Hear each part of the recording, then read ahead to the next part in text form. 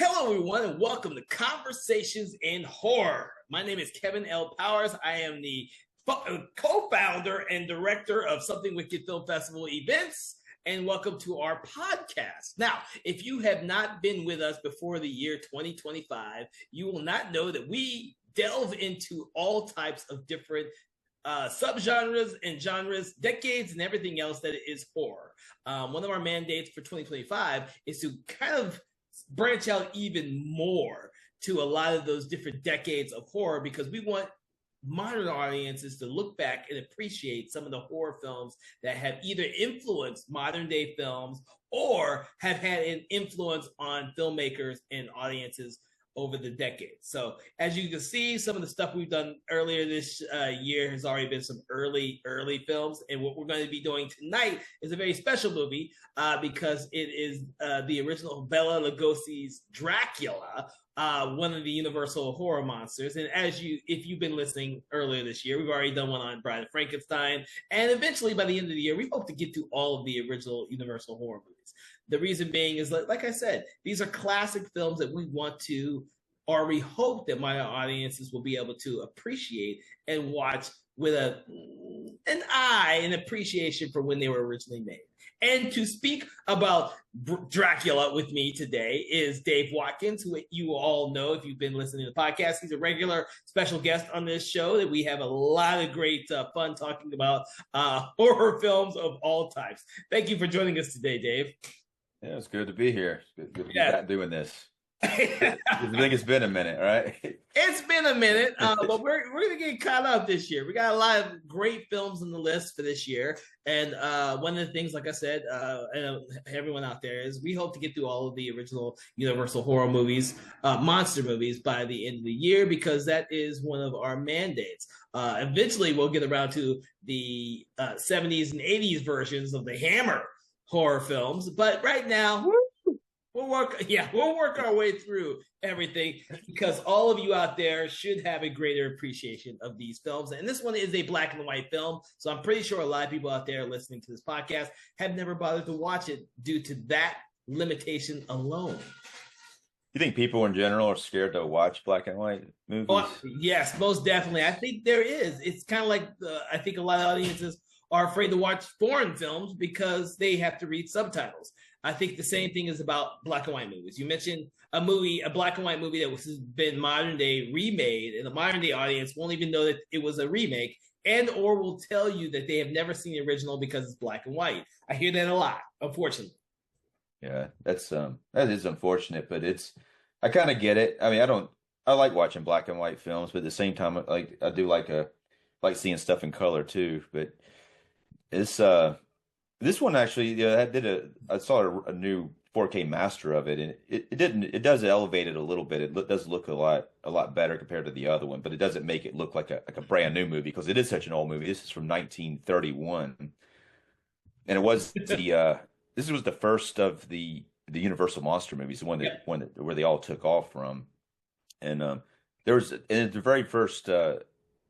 What they called it, I think they called it a talkie when they, but it was the very first sound. I guess it is because there was sound because there was music before, but this is the very first one with dialogue where they were actually talking on screen. They called them talkies at the time. So, Well, you bring up it wasn't the first talkie movie, but it was the first talkie supernatural movie. Yeah, well, that when you brought up something really interesting when you said that this was the first of the Universal cycle, because they didn't even know if this was going to work for audiences and how scared audiences would be of it, because this was new to audiences. It's Dracula, which they weren't sure whether or not people would be too scared of. There was no precursor to Dracula in monster movies. This is kind of like a architect of that whole early genre. So right, well, they had been Lon Chaney Senior, who was really just Lon Chaney. He had been making horror movies and silent films, but they did pretty good. But this was really the first kind of really mainstream one, because like you say, they didn't know it was going to take off like it did, and it was like a really big deal. It's like the Marvel superhero movies are now, or like the blockbuster movies, like the like the Twister and all that. We're back about in the 90s. Yeah. Oh, I agree with you. I agree with you. I think they wanted to hedge their bets, and Bela Lugosi was originally did the stage version of this before coming on and joining this version. And Lon Chaney, you brought up someone I completely forgot, but yes, he was known for all the silent movies that he did in, which unfortunately a lot of them are lost. Yeah. Which is sad, which is one of the reasons why we're actually talking about this movie, because we don't want these movies to be lost in time. So it's good that we're talking about Dracula and the first one that is start of this Universal horror monsters cycle that we get. Now, I kind of feel like though, like these Universal monster movies are going to be less likely to be lost because I think they are embraced by a lot of people, even though they are black and white. But they are appreciated, I think, more than you would think.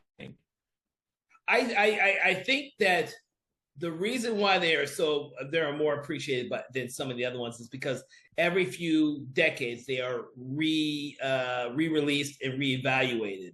At least the originals. A lot of the sequels get lost real easily, but they just did the 4K version of all of the original versions of these movies, not all the sequels. Yeah, right, yeah. The only sequel they did, it was The Bride of Frankenstein. Yeah, which a lot of people consider that better than the original Frankenstein, which I think it is personally, but some people think the other one is. Yeah, and the thing is, I had a discussion with Sarah Panazzo, one of our other special guests, earlier. Or previously, about Bride of Frankenstein and the fact that image is so iconic. Bela Lugosi's image of Dracula is so iconic that people have been using that same image decade after decade after decade. And that's one of the things that keeps that image in modern day audience's mind. It's not the same with all the Universal monsters, but it's most definitely that with Bela Lugosi's Dracula and Elsa Lanchester's Bride of Frankenstein. So. Which she's in like the movie maybe 5 minutes, but I saw her in another movie recently. I can't remember the name of it, but I'll probably come to me in a minute. But I saw her in something else like much older. But she was I don't know why I brought that up. That's Shit, okay. I can't remember. All right. But yeah, it's called Arnold. Actually, that's what it was. She was Arnold's sister in that. But what's weird about these films, I don't know if it's necessarily weird, but say, like even Bride of Frankenstein, they're really short. They're like this Dracula is an hour and 14 minutes, and Bride of Frankenstein they're similar. I think that to me, Bride of Frankenstein's too short. I think it needs to be a little bit longer. But this one's an hour and 14 minutes, and it seems like a 2-hour movie when you're watching it because of how slow some of the scenes are. You know what? You are right. One of the reasons, and everyone out there, I appreciate the movie Dracula. It's done by one of my favorite directors, Todd Browning, and Freaks will always go down as one of my all-time favorite movies, among his other great movies, because they've thankfully been released a lot of his films on box sets and so on and so forth. So I've been able to appreciate a lot of his movies over the years. But Dracula is one that I never really been able to appreciate for the reason you just said. There are a lot of slow moments in Dracula. And you don't expect that for this type of film, mainly because we've seen different versions of the same story done by other directors throughout the decades. It's one that's been told a billion times. But in this version, which is one of the very first versions, it's a really slow movie, and they've actually cut out a lot of the story to begin with. So, well, there's about the Spanish version, right? Yes. Of the film. Did you watch it? Yeah, I've seen it. I prefer the Spanish version. Right. I think we discussed this before deciding to do this show. And I prefer the Spanish version. Well, here's what the Spanish version is interesting. It's actually like an hour and 43 minutes long, but and sometimes it's like you take stuff out, it hurts it. You make it too short. That might be the problem. It's like sometimes you take out dialogue out of a scene, and suddenly the scene doesn't make as much sense as it should because there's something missing from it. Or maybe you don't connect with the character like you're supposed to. I think the Spanish version, I don't like the guy who plays Dracula. I don't think he sucks, but I don't think he doesn't like capture it the same way Bela Lugosi does. I think to me Bela Lugosi is the thing that really makes the movie. And him and Dwight Frye who plays Renfield. Yes. But but in the Spanish version, the guy who plays Renfield is really good actually in the Spanish version. And so, but I think a lot of the like say that it's weird though. It's weird to see it because it's not only was the movie they shot it at the same time they were shooting Dracula. They would shoot Dracula during the day, the American version, and at night they would shoot the Spanish version. The director of the Spanish version would watch the dailies that they shot. Todd Browning shot. What it really is and this is interesting too. But the one of the actors, actor who played Jonathan Harker, David Manners, has said that Todd Browning wasn't directing much. The director of photography or the camera guy was doing most of the directing. And Todd Browning, who was he said he never really gave him any direction, but like he may have. He said Todd Browning was he was a more of a silent film director right before this. This is right when silent films were going into talking films, and so but he was more with the visuals, but at the same time he just felt like there was something going on with him, and there was also a rush by the studio, like you had to get through it. But for some reason, the Spanish people, even though they had to do it at night, they didn't have like the studio like giving a shit about what they were doing, you know. And they could like do coverage, and they weren't like in a big rush to shoot the scenes, and they were able to look at what they did, and they were improved whatever Todd Browning did. And a lot of times, like if you're watching the Spanish version, like the same scenes are in there. It's really like there's not really many scenes that aren't there. The scenes are it's just the dialogue. There's more dialogue. Staying, you know, but to me, the Spanish acting is more realistic. Like they actually like they're not they seem a little stagey in the American version. Some of the actors, some of the direction because they were from the stage play. But the Spanish actors seem like they do it. Even the guy playing Dracula, I don't think he has the right look, but he does it in a way that is believable. Like where Bela Lugosi, you kind of don't believe. Like I care, he can't. He walks in the room acting like the weirdest motherfucker in the world, and then everyone's just got to be like cool with it, you know. But then this guy, the Spanish guy, walks in and he's likable. He makes himself likable until he's not suddenly, you know. And so with that kind of flip, it works. It makes it more realistic. But Bela Lugosi, on the other hand, just his presence is a lot different, a lot better than the guy. Unfortunately, I don't remember the Spanish guy's name, but not that. I can't. I was trying to remember it myself. I couldn't read either. But I agree with you on that because when I was rewatching this, I kind of took into effect all of the lines that Bela Lugosi would say and how he would say them, and he has this press. And I think this is probably what made him so popular in those 30s and 40s, and I think even in the 50s films. He has this presence, his look, his mannerisms, and his accent, and the way he says things is what made him such an iconic actor. On par with Boris Karloff, who was one of my favorites, and of course, there's John Kerry, not John Kerry, Lon Chaney Jr. The other one, crap! I'm trying to think of all the great horror actors from that whole time period. From that time period, yeah. But it's like I'm just starting to think about the other movies. Like Claude Rains, he's not necessarily considered. He had like other stuff that he did as well. But and Boris Karloff did too. He did a lot of other gangster movies. Now Bela Lugosi got kind of pigeonholed, in a way. But what's weird about him is he kind of got screwed over a little bit too.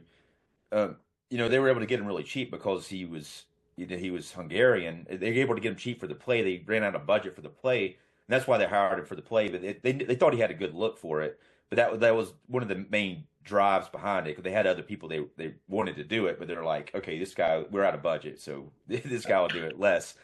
Another thing about Bela Lugosi too is his eyes. I think his eyes are really the way that their lips, specifically as Dracula, they're very piercing.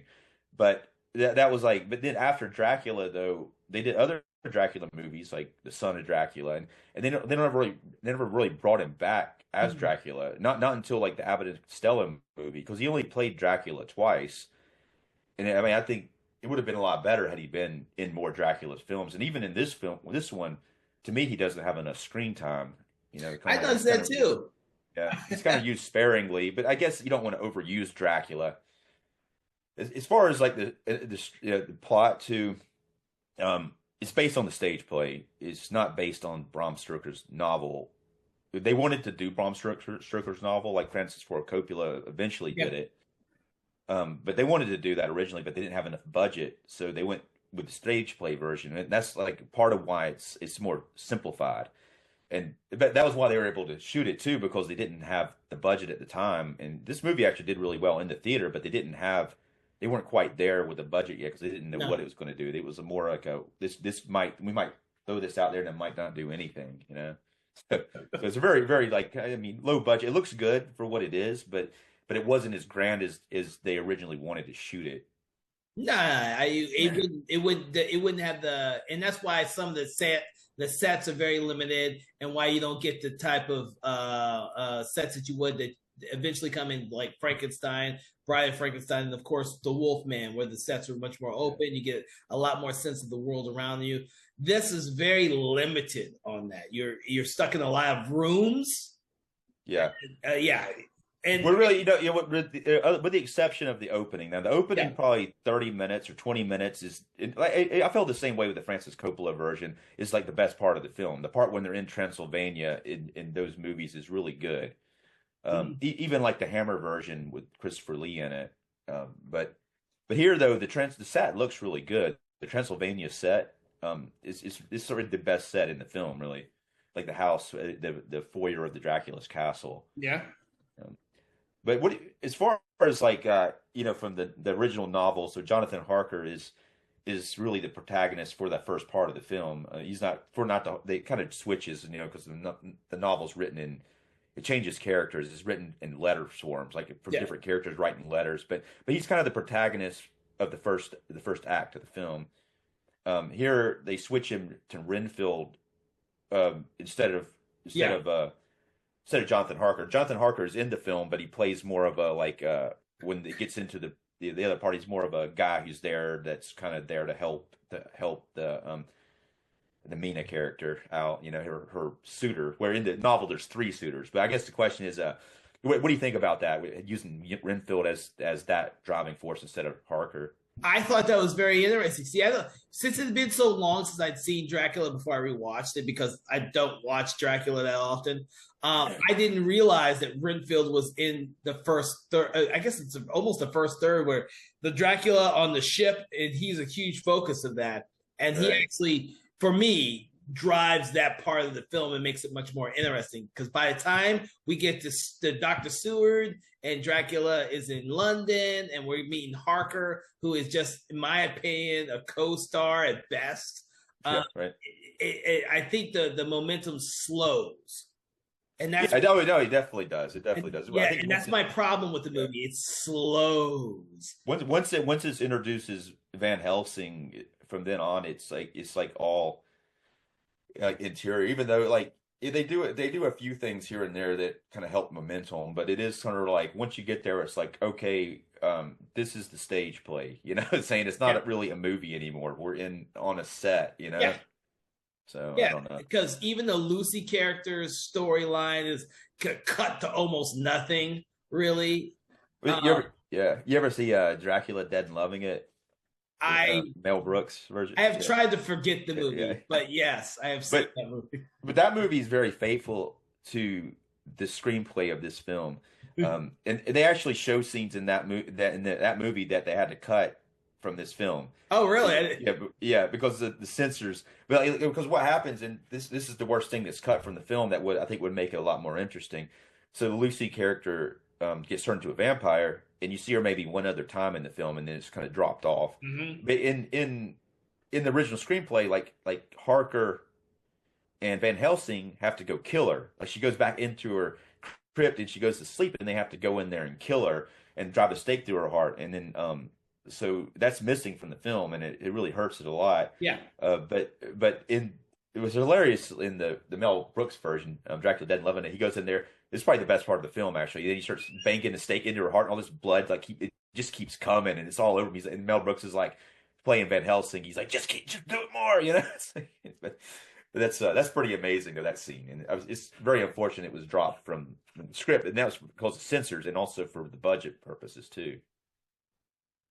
Um, Yeah, no, I'm just making a yeah, note. yeah, yeah, but that, yeah, and then also like they recently did a that movie Last Voyage of the Demeter. Did you see that one? Yeah, I Yeah, love that one. yeah, it's really good. But the ship part in this one's it's pretty weak. They had to use stock footage. They couldn't. They had a different stuff written in the script, but again, it was a budget thing. It Yeah, had used stock footage and they show like from a different movie, and it was actually shot on a different frame rate for a silent film, and so it looks really choppy. Like except for when you see Dracula at Renfield, because that's obviously the stuff they shot for this film. And on the Spanish version, on the other hand, they do have a little bit more of a scene in there, like kind of like what they originally had written for this one, where Dracula's coffin opens up and several of the sailors are watching him wide-eyed, you know.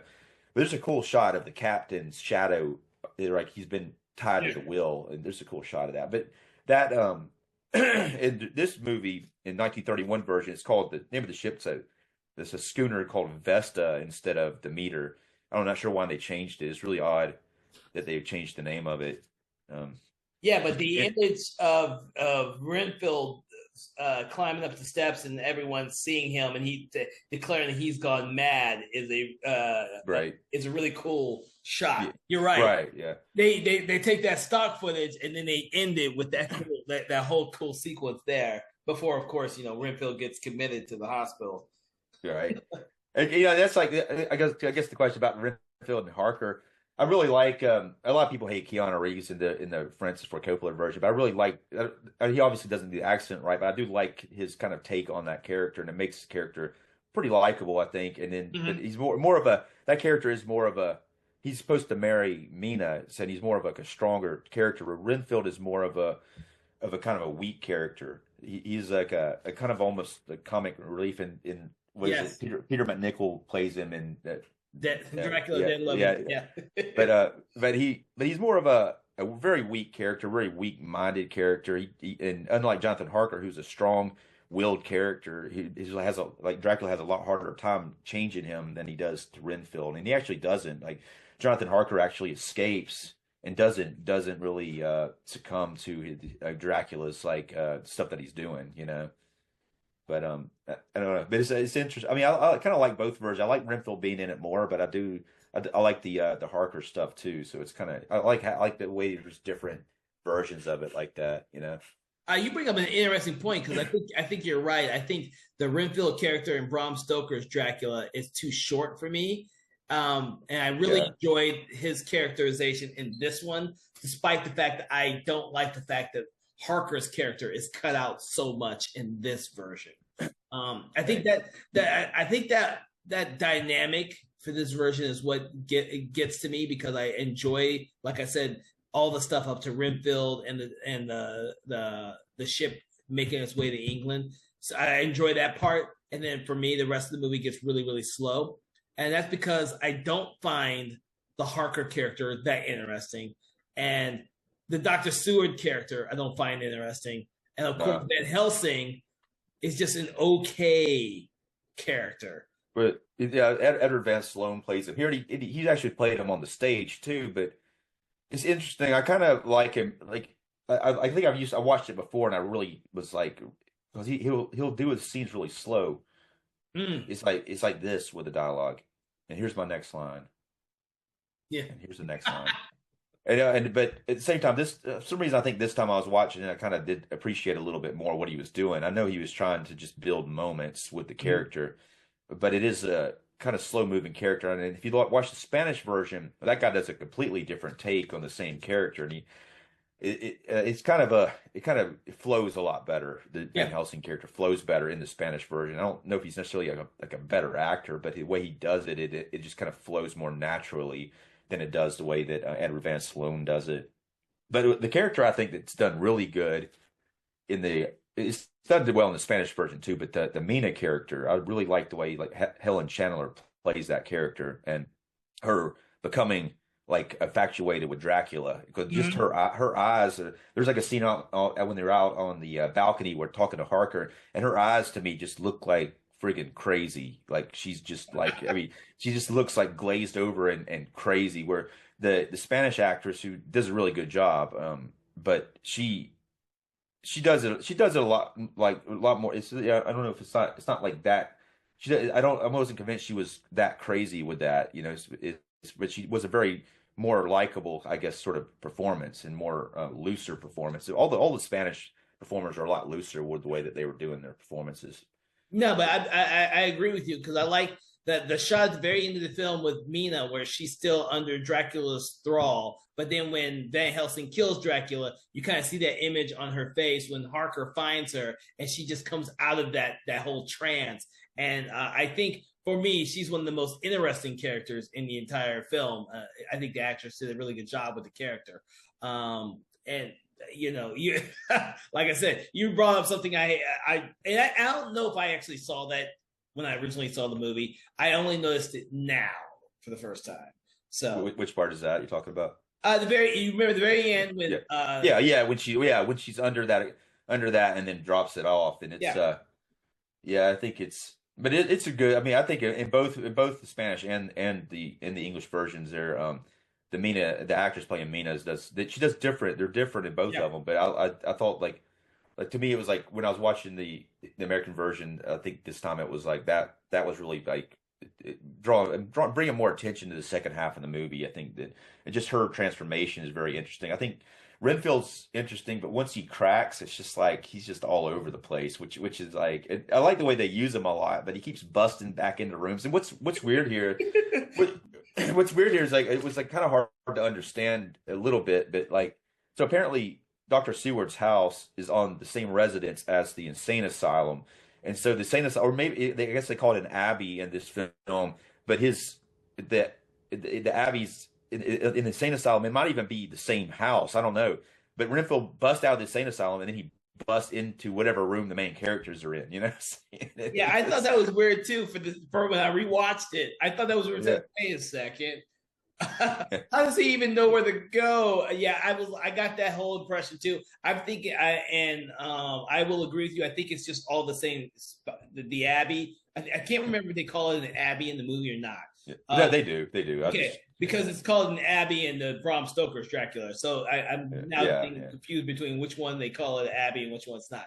But I was like, I picked it up when I was watching it. They're calling it an Abbey, but it was just sort of like the location's a little confusing, and it's not like, I mean, it's not that confusing once you know it, but it's just kind of weird that the house and is part of the insane asylum, maybe, but at the same time, it's not, you don't see like, you see some outside shots, but it doesn't connect it visually. It doesn't show like this is the insane asylum and over here's the house. It doesn't really show you those together. But well, there isn't. well, when you think about it, you also have to think of the fact that Carfax Abbey is right next door. So are really, really, really close because that's where they're hiding Dracula. They kind of go from one set to the next really fast. Right, right, yeah, yeah. This what's interesting about this too, there was few other films that were used to Dracula. This is like the first official Dracula release, but there were like two or three other movies that used Dracula as the name of the movie or in the movie without really telling the Dracula story. The only one that did was the Nosferatu, I think, film that actually they took Bram Stoker's Dracula and they just changed the names and then they shot it, and it was like not in it wasn't really once the Bram Stoker's residents found out about it, they banned it. It was 1922, is after Bram Stoker's death, but his widow found out about it, and they were like, "Hey, you can't just steal our book and make a movie without telling us about it or paying us." So they ordered them to destroy all the copies of Nosferatu, and only a few of them. I guess they hid some of them, and it survived. Obviously, we know now, but Yeah. but it's you've seen that one, hadn't you? Oh yeah, yeah. Of course I have. Yeah. I love that movie. We actually did that movie for our That's What She Riffed live critique show Cool. a few years back. I was trying to get more people integrated into those type of movies, and I was surprised at how much the cast of that production actually enjoyed Nosferatu. So yeah. And then yeah, but Nosferatu, obviously Dracula looks a lot different. He's part like rat, part human, and he looks Mhm. really terrifying in that one. Here, Bela Lugosi's character is more suave. He's dressed more Yes, like a magician, you know. I made a comment on that. Dracula dresses really nicely. Yeah, The yeah, whole right. movie. Yeah, The whole but movie. one other time that was just done. I mean, obviously they kept doing it, but like say like Barnabas Collins with Dark Shadows, they did that with that, and he was on that a lot. But here, but in the original Dracula novel, he was described a lot like he is pretty much what he looks like in the new Nosferatu movie. Like he has the mustache, like he looks all warped. That's the way he's written to look. He's supposed to look really kind of gross, and then he starts to drink blood, and as he drinks blood, he starts to look better. But he Mhm. never looks like a sex icon, which I guess they consider Bela Lugosi a sex icon at the time, you know, which they couldn't really do because of the. This is 31 is before the code, but they were still very worried about the censors, and Mhm. they couldn't really do sexy, but at the same time they did it without doing it on purpose. Yeah, yeah. You I know, mean, made comment about that with the whole. I think now I'm trying to remember if it was the Hayes Code or if it was a different code. I've lost track of the names for these damn I codes. think you're right. It is the Hayes Code. Yeah, I think it was 1935. I think is when it was implemented. It was starting. It was already starting, but at one point. I think it's 35, 34, 35 when they just like they put the hammer down, and yeah. you know after that for until the 60s, everyone's like had to work around this really stupid code. But I mean, you can see why in a way you can see why they did it. I don't particularly like censorship, but at the same time, some people are very easily like Susceptible, susceptible. And if you or look at the people way, thought they were yeah, susceptible. well, So if you think about it like this, it's like movies were a lot different. Like this movie scared people yeah. back then. It wouldn't now. But people had their mindsets were different. They weren't used to this, and now it's like kids playing video games. That's really the danger right now because they're playing like Grand Theft Auto, and they think they can get out in a car and go wreck stuff and do whatever they want to do. You know, where this is like something like this, they might like the part of the code, which is the worst part of the code, which at the same time it was a good in a way that make people know that that every criminal had to pay for the crime Mhm. within the film, whether they be arrested or killed or something. They couldn't leave the film making people think that it was okay to do a crime and you might be able to get away with it. And so that it was more for that sort of thing where people might do a crime just because they watched the movie, and they might have, you know. But but That's but it for may a but different it, conversation and a different. but it makes the movie suck a little bit more than they need to when you take some of the unpredictability out of it, you know. Yeah, but that's the thing about going back and reevaluating these older films like this. You have to have a lens for when they were actually made. And like you were saying, you have to understand that the Hays Code and prevented a lot of things, filmmakers from being able to tell the stories that they wanted to. So they had to work around it. They had to come up with more creative ways of still getting Right. a point across, but by hiding it in plain sight. And horror films Yeah. did that really well. Yeah, they did it really good in a lot of movies. Eventually, it kind of became a very large nuisance, you know. But for a while, it worked because they were able to do it. And like a lot of the censor people, I think, they were so like in their bubble that some of the things that they were putting out there that they didn't quite realize that's what they were doing. You Oh know, yeah, yeah, you know, they were able to like get around it because they were kind of naive and they didn't really catch on to some of the stuff. yeah. So anyone listening to the podcast, there are some great books out there about these films, a lot of films that were being made, and the fact that these papers and documentation for what filmmakers had to cut out based on the Hays Code is very interesting.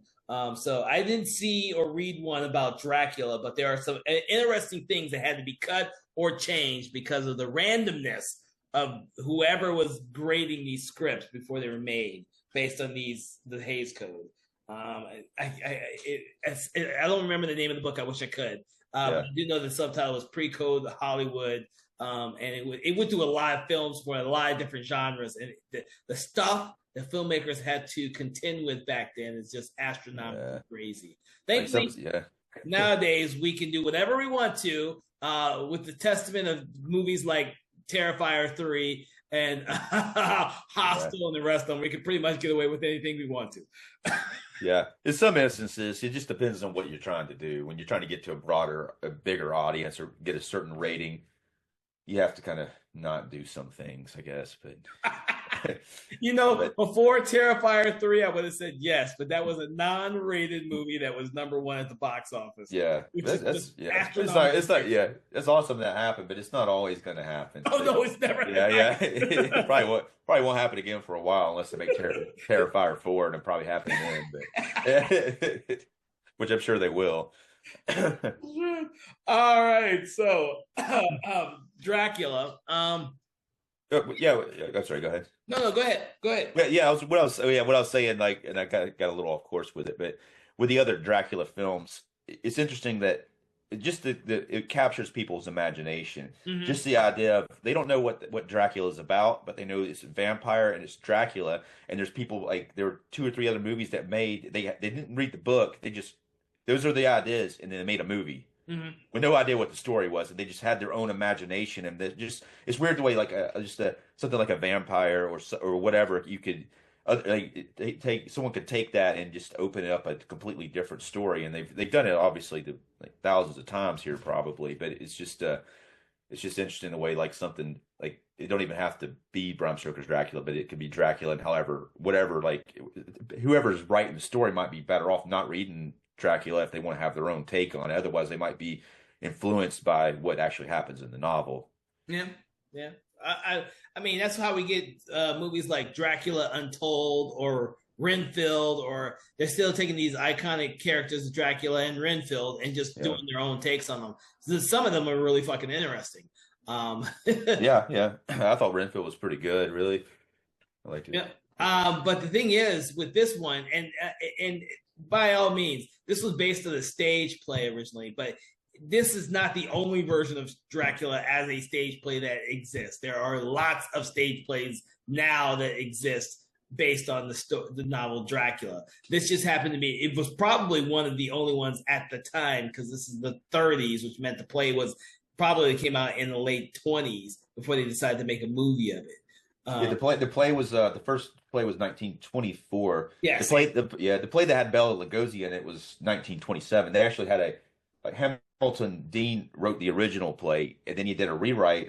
John Balderston did a rewrite. He asked him to do it to kind of update it, and then that's when the Bela Lugosi play. But but those 2 guys wrote the play. It was like one of them wrote it, and then the other guy rewrote it. Yeah. So. I've surprisingly done 2 actual productions of Dracula the play, and neither one of them were this version. They were both completely different versions by different writers. Yeah, I saw one once that was like a musical. It was almost like Cirque du Soleil. It wasn't though, but it was pretty impressive what I saw on stage and how they did it. And they did it all as I don't even know if they had dialogue in it. It was more like a Phantom of the Opera sort of thing. Where Did you watch the Dracula ballet that was done at the Fox Theater years ago? Yeah. It was a long time ago. It was a long time ago. Dracula ballet. And they remounted it years later at the Cobb Energy Center. Yeah, so I saw it originally when the Fox Theater originally presented it, and then I worked it when it was at Cobb Energy Center. Oh yeah. So you probably seen it too many times until I have, but I always enjoy it because, like I said, I've been a part of 2 different productions. One at Georgia State, and I can't remember the other facility that did Dracula now. It's been so long, but I did it at Georgia State before I graduated, and so that was a much different version of the play than the Bela Lugosi one. So for me. I like watching the different versions of Dracula because, like you said, there's a lot of different interpretations of it now. Back then, when this was being made, you had to get the rights from the estate. Thankfully, now you don't have to run it's public domain. You don't have to do that. But we've gotten a lot of great films based on Dracula because we got Nosferatu, the original Nosferatu silent movie, which is absolutely brilliant. And of course, you got the new one that just came out. So yeah, I still hadn't seen it yet, but it's I I have not wanted to go seen see it. it. Yeah. And due to my accident, I won't be seeing it until it comes out on streaming. So, Yeah, yeah. I think it's coming out pretty soon, so catch it. yeah. So, but yeah. Yeah. uh, do you have anything else to say about Todd Browning's Dracula? Um, it's I'm looking at my notes. So I think it was something I think, but uh, I don't know. But let's talk about. I guess the only other thing that I see is like he turns into a bat. Special effects are like cutting edge. Well, special effects for this are pretty much like Dark Shadow special effects. Yeah, yeah. Dark Shadows, they were doing that live, man. That's crazy. But I don't. I mean, I'm kidding about the bat. I don't care that it looks bad. It actually adds to the charm of the film. But but You know what? This has all the traditional vampire tropes in it, which would be dropped by filmmakers in later years because they became cliche. right, But right. when this movie was being done, and these were new concepts for the audience members, and this is part of the things that made it scary. I mean, Van Helsing brings out that cross several times to thwart Dracula. The Yeah, villagers are where have a garlic. Yeah. It's one of those things like that watching this film makes you remember that these were the original tropes for warding off vampires back in the day. Right. And I think the other ones are the mirror, like Van Helsing. He doesn't see his reflection in the mirror, and that's how he finds out that he's there, which is hilarious. Because I would add this because when I resaw this, first thing that popped in my head was the exact same scene in Fright Night. Oh yeah, yeah, yeah. I was like, oh shit! It happens in Fright Night, but it's that's an awesome scene in Fright Night, though. It's yes, but just because the guy doesn't believe at all, and he just like, holy shit, that really is a vampire. He thinks he's there as just to play a character. It's like, there's a vampire. I gotta go. Oh my god, I can't wait till we get to that episode down the line. We can schedule that one, but we will be doing Friday Night pretty soon. But yeah, I think. Oh well, first of all, let me make sure that you get out any other thoughts you have on Dracula before I say what I want to say. No, go ahead.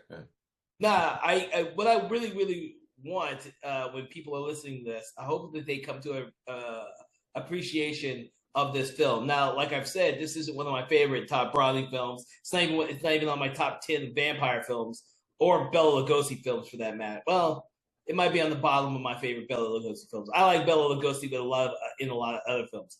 But this film has had such a profound effect on the entire horror genre, because without this film, Universal Studios wouldn't have done all the Universal monsters, which would not have influenced Hammer Studios when they did the revival of those monsters, and it wouldn't be as iconic as they are now. So Dracula is the grandfather of them, not Nosferatu, like I would have hoped, because Nosferatu was supposed to be destroyed and lost, but this one is that movie. I hope that when people listen to this, they can go back and watch this film and appreciate it for not only its influence on modern day filmmakers and audiences, but also keep in mind of when it was made. It's not a bad film, like I may sometimes come off as. It is a film that was, when it was made, was ahead of its time, and it does. It is, in my opinion, the film that I would tell any horror fan that is required watching. That's one of the things I would like to say. You don't have to like every film as a horror fan, but there are horror films out there that you should watch to appreciate their place in the history of the horror genre. So, I'd say, like, when you say before its time, I think the Spanish version, especially, is the camera work in that. And even like they handle the special effects so much better. That's like really way ahead of its time. I wish if they did that same movie with Bela Lugosi in it, that would have been really awesome. Mm-hmm. Yeah, but go ahead. You want to rate the movie before we sign off? Yes, but I do want to say that if you have seen Dracula but never seen the Spanish version, you should definitely check out the Spanish version. but like you were saying before, the Spanish version is a foreign version, and you will have to read subtitles. Read subtitles. It's cool though. It's like there's so many more scenes. Like I mean, not more scenes. There's just so much more dialogue that makes a lot of the stuff that doesn't make sense in the other one make sense. Like even like if you're watching even the scene between Renfield and Dracula's castle, there's lines that are cut out of that, and it's pretty obvious when you're watching the American version because there's continuity errors in the scene. Mhm. Yeah, and because they cut out stuff out of that scene, so and some of the stuff just doesn't quite work as far as the dialogue back and forth. Yeah, yeah, yeah. So you want to rate the movies? Yeah, let's just rate the thing. All right. You want to just you just want to do normal rating now. Well, yeah, what kind of other rating were you thinking? I can't remember. Do we do 5 stars or? Yeah, I mean, we can do however you want to do it. I mean, I usually do 1 to 5, but if you want to do it another way, we can No, do 1 it to 5. 1 out of 10. Is fine. Say 1's the lowest, 5's the highest. Yeah. So what do you want to rate this? So I'm gonna. I like in some ways I do agree with you that it is a little slower than it needs to be, but it is iconic and and I'm gonna give it a 4-star rating because I think that it is just something that opened up a whole world of different things to that nature. Now we can't to me it can't be judged on like what we would look at today being the best Dracula movie, which I think is the Francis Ford Coppola one, but I really because of what it is and what it opened up, I'm going to give it 4 stars. Okay. Okay. So I'm actually I'm not gonna be as forgiving as Dave there. I will always say that this is out of all the Universal monster films, this is one of my top 4 that you should definitely watch. Out of all the sequels and all that type of stuff, this one is included with Frankenstein, Bride of Frankenstein, and The Mummy. What about the Wolfman? The Wolf, you know what? I enjoy the Wolfman, but I'm not like a huge fan of the Wolfman. And it's the same with the Creature from the Black Lagoon. They're okay. Oh, yeah. What about the Visible Man? That one's also one of the big ones. Yeah, but for me, James Wells has already gotten his iconic ones in there with Frankenstein and Bride of Frankenstein. I can't have them all be James Wells films. Yeah. I mean, I think it's like it kind of. I do have issues with the original Wolfman script, but I do like the Wolfman character, the monster, really. But like the monster. See, we're gonna have to do the Wolfman soon too. Like I said, we're gonna eventually. My goal is to get to all of the original ones and maybe a sequel to here. But I rated it 3.5 star because I do think this is required watching. Out of all of the Universal horror films, this, in my opinion, is required. Whether you're a fan of vampire films or not, you have to have seen Dracula. Bela Lugosi does sell it for me. I'm a big fan of Bela Lugosi, and so he is a huge selling point for the film, and that's why it's so much higher on my list than some of the other ones. It's Bela Lugosi. Like I said, Bela Lugosi, Boris Karloff, Vincent Price. These are Peter Cushing. These are some of my top tier classic horror actors. Right. I mean, Boris Karloff and Christopher Lee, I'd probably throw in there. And I can sit down and, to be honest with you, I can sit down and watch a Bela Lugosi, a Boris Karloff film any time and just sit back and enjoy it, no matter how good or bad it is. Because these are, for me, are just great actors, and they do some of their. And no, Bela Lugosi does not phone his performance in this movie. He may have done it in some of his subsequent movies over the age because he felt like he was pigeonholed, but he doesn't fucking phone it in Dracula. I'm perfectly fine with him in Dracula. So I do think it is required viewing.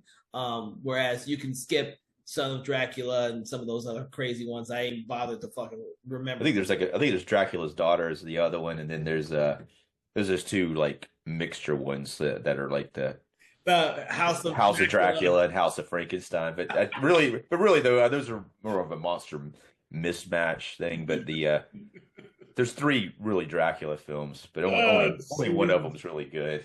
Yeah, you know what? I will agree with you on that one. I was like, dude, that's why I don't remember them because I haven't watched them Yeah. in years. But I do like I will not. I will keep reiterating. I do hope people will go out there and find these films, search them out. They're readily available everywhere, pretty much nowadays. These classic movies are always available streaming somewhere, probably for free. So I hope you go out there and check them out. I hope you check out some of our previous episodes on these classic monster films, especially the Bride of Frankenstein. And like I said, we are going to tackle hopefully all of them by the end of the year. With that, I want to thank you all for joining us for Conversations in Horror tonight. Thank you, Dave Watkins, for joining me on this conversation. Make sure everyone out there check out our previous episodes. We did a plethora of them in our first year last year, over 70 episodes. We were very proud of that. So you have a lot of great horror films to catch up on. And by all means, if you figure out any movies that you would like us to watch and critique, please send us a line. We're more than willing to add them to our list and try and get to them before the end of the year. With that, I want to thank you all for joining us and have a good evening. Conversations in Horror is a Broken Lighthouse Pictures production, written, produced, and directed by Kevin L. Powers, executive producer Kelly A. Inoka. All contents and material from this episode of Conversations in Horror is copyright 2025 Broken Lighthouse Pictures.